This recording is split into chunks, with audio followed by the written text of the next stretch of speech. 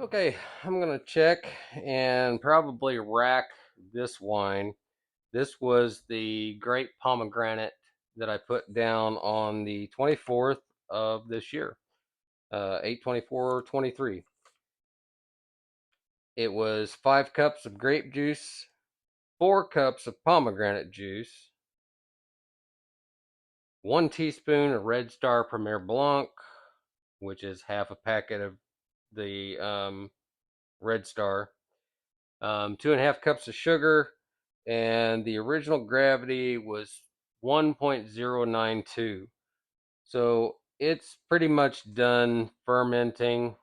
I'm gonna check just to make sure. This is exactly 3 weeks old.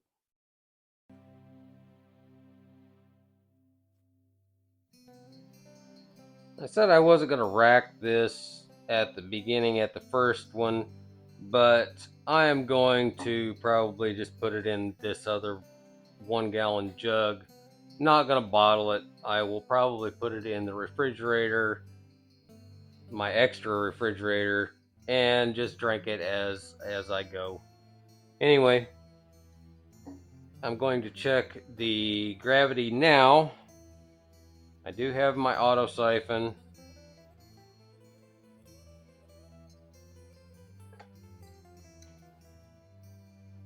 I don't go down to the bottom because I don't want to disturb the lease down at the bottom. Give it a good couple good pumps. Of course, it's not low enough for me to do it, so I'm just going to pump.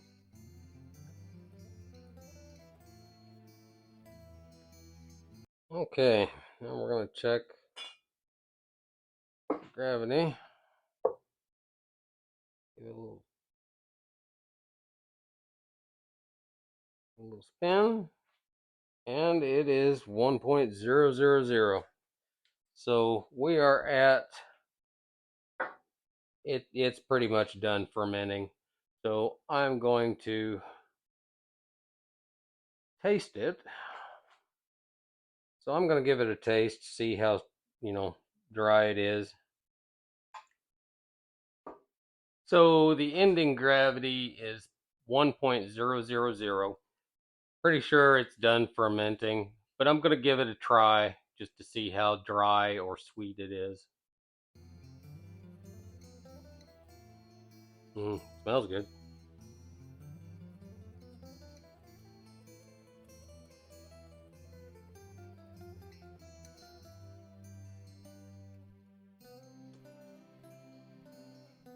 It's a little dry.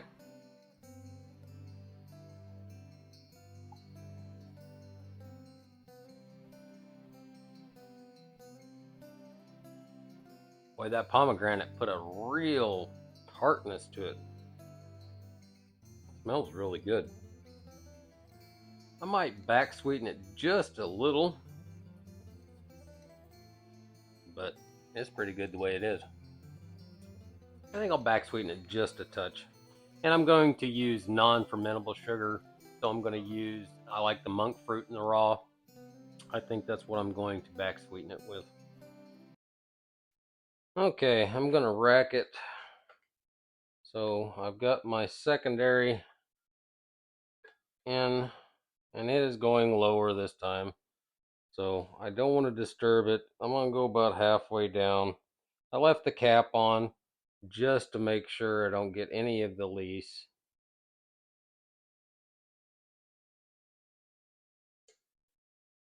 Couple pumps, and it should work just fine.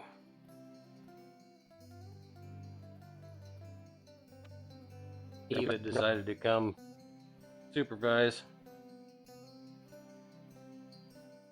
Am I doing it right, pup?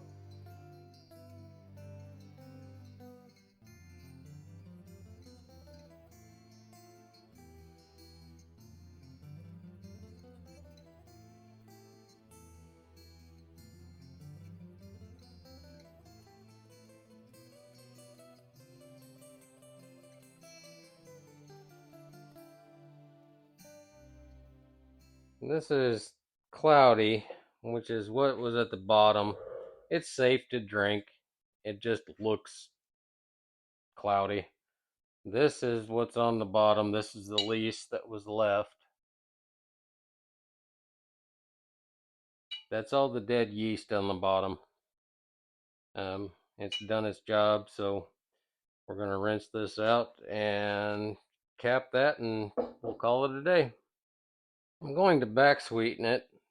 I took 2 teaspoons of monk fruit in the raw. It's a non-fermentable sugar, so it's not going to start the fermentation process again. I took 2 teaspoons of the monk fruit and a tablespoon of water and put it on the stove for just a minute just to break it down.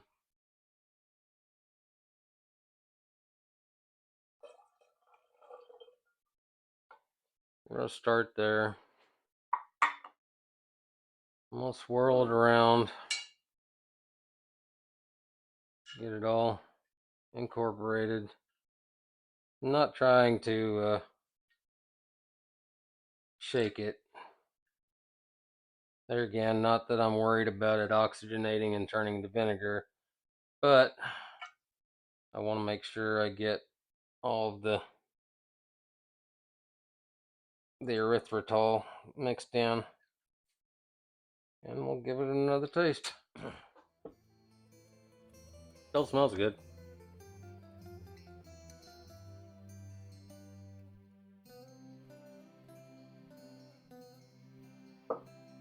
Still a little dry. I'm gonna try 2 more teaspoons. There's 2 teaspoons more in a tablespoon of water. Pan should be hot enough, but I'm gonna put it back on the stove for just a second. And we'll give it another taste.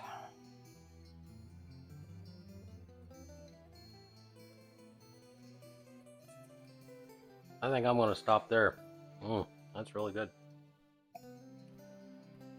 You can taste the pomegranate in it now. It was kind of masked on the dry side. The sweetness kind of brought it out a little bit. Okay, so I back sweetened it with 4 teaspoons, just enough to take the edge off of the dryness.